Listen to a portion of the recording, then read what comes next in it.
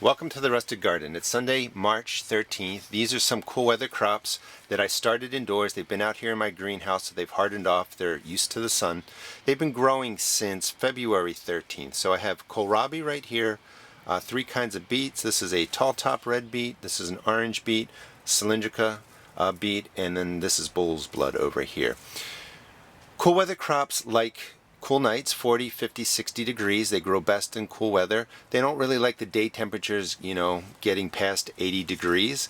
So these are the crops that you get out into the garden. They can also take a light frost. So if your ground is no longer frozen, it can be worked. It's not too soggy. You can start putting these out. And I started these about a month ago because my ground was frozen and it was too wet. So now the soil has thawed. It's ready to get plants. And rather than just drop seeds in now, I have a 3-4 week start on them. Now I want to talk about a couple of things that you have to do when transplanting them outdoors. And also taking care of them in the seed cells. I waited a little bit too long. You only want one kohlrabi plant per cell, and I started with 3 seeds and they all really germinated. So I'm going to thin these down to one plant. I'll show you how this looks when that is done. Also with beets come in a pod when you plant them. So you plant a pretty big seed, you think, but it's actually a bunch of little seeds inside. So sometimes when you drop in the pod,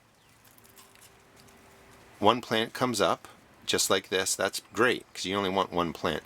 It's a little bit leggy, but don't worry about it. When I plant it, I'll plant it about halfway. The beet's still going to form on there.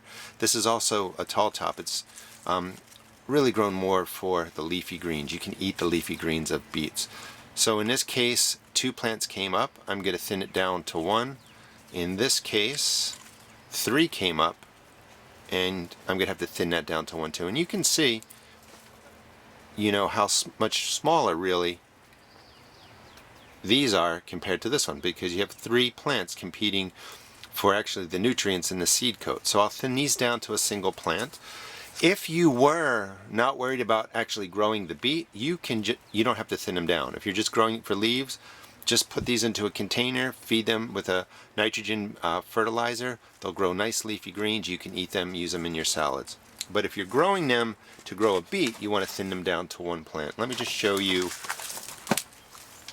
Oh, well, I just weeded some by not being so gentle. I'll eat those. Again, this is an orange beet, and you can see right here, 3 are coming up from the seed pod that was dropped in there. I'm going to thin it down. So let me thin these, show you what it should have looked like about a week or 10 days ago. The 23rd of March, so it's been about 7 to 10 days since I shot the first part of this video. I thinned them out on that day, gave them a drink of processed fertilizer at about half strength, maybe a little bit less, and they're doing perfectly fine. When you're doing beets and kohlrabi in seed starts, you really want to get them into the garden at about 4 weeks worth of growth. This is just a little bit too long, but they're going to be perfectly fine. I've already prepared my bed here. For the beets, you want to loosen the soil to about a 6-inch depth, because the beets will grow into that soil, and you want it loose so that the beet forms without any trouble. The kohlrabi, the crop actually, the root grows above the ground. So down there I'm going to do the kohlrabi, and I only loosened that to about 4 inches. You can see thinned out, they're bigger, they look really healthy, they're nice and green. The root systems are getting a little root bound. Like I said, you want these to go in about 4 weeks. Let me put the beets in right here first, and I'm going to go with, these are, let's see, the tall top. This is more for the greens. So I'm going to put Here's the raised bed planted with the orange beets, and I'm moving over here to the kohlrabi in a second. I'm actually still in my work clothes. I just got home. I wanted to get these into the raised bed today because they're really on their 5th week of being in the seed cells, and that's a little bit too long. You really want to get these into the ground in 4 weeks. I like using the transplants because I'm going to have a 4 or 5 week jump on the season for the plants, or for the seeds I'm actually going to put in this weekend. So these will mature much more quickly. I'll be able to eat these sooner, and when these are done, the seeds will be getting into a place where they're starting to mature. And this way, I get a harvest over a prolonged period of time. These are the orange beets. So I'm going to put the orange beets in. And like I said, loosen the soil already to a depth about 6 inches. I'm going to put these in 3 in a row. Beets do transplant nicely. They're a little bit long here, as I said. The root system isn't so bad. I'm going to plant it to about this depth and just let it form. And just digging a hole, dropping it down, and filling in around it. And I'm going to do three in a row. Whoop. And again, these are thinned down to one plant. They've been grown in here 7 to 10 days since the first part of this video. And why I like this is because they can grow in here. You can see there's a lot of roots, a little bit too long, but they'll be fine. You can grow them here in the seed cells, use your greenhouse. The temperatures here are getting nicer. And then just drop them in. I covered up, this part with soil so that the only thing that's really sticking out are the leaves. And these will do really, really well here. Let me just drop those in.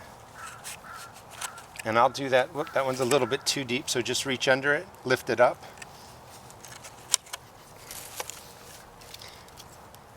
And I'll put these across.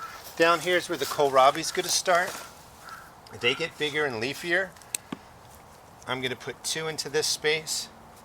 And I'm going to do the same thing. I'm going to plant it all the way up to here and just cover up that stem, and it'll do perfectly fine. This branch is broken. Get rid of it. Drop it in. I'm leaving the root ball totally alone, just dropping it into the soil and pressing it in.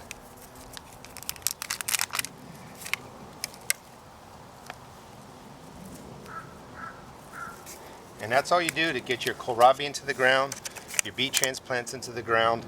I'll do another row of beets, another row of beets, and then the rest will be kohlrabi down to there. And these will also go into my earth beds. I like using this bed because the rabbits don't come up in here, and they will certainly chew down your beet tops and your kohlrabi tops. Hope you enjoyed the video. Just gives you an idea that you can grow these plants in seed cells and then get them right into your garden. Please check out my blog at www.therusticgarden.blogspot.com and also check out my YouTube videos. Thanks.